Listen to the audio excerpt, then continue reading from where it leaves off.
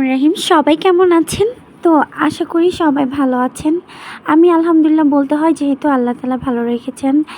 তো এই যে দেখেন, মুখে হা করে দেখা দিল যে খাচ্ছে। আমি সরপুঁটি মাছ ভাজি করব আর আলু ভর্তা বানাবো। তো এই যে আলুগুলো ছিলে নিচ্ছি।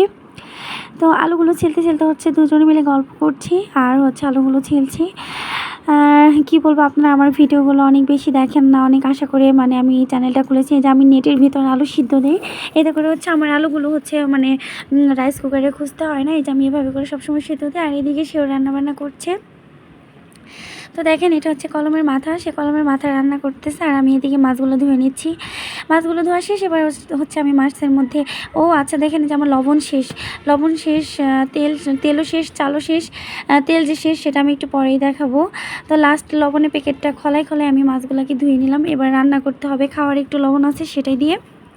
তো এখন আমি মাছের মধ্যে মশলাগুলো দিয়ে নিব, হলুদ, মরিচ গুঁড়া, ধনিয়া গুঁড়া এবং হচ্ছে লবণ। আর লবণ দেওয়ার জন্য আমি ডাইনিংয়ে যে খাওয়ার লবণটা ছিল ওটা একটু নিয়ে আসলাম। তো ওটা দিয়ে হচ্ছে মাখে আমি এগুলো মশলা মানে মাছের ভিতর লাগাই নিব এবং হচ্ছে মানে ভাজি করব।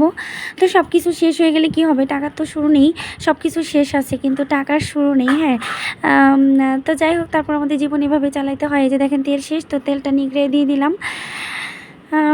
তো মাছগুলো দেওয়ার পরে যে দেখেন রুটিগুলো আমি কীভাবে ফ্রিজে রেখে দিই, রুটিগুলো বানিয়ে নেওয়া হয়েছে। এবার হচ্ছে রুটিগুলোকে খুব সুন্দর করে বক্সের মধ্যে রেখে দেবো, নিচে উপরের টিস্যু দিয়ে।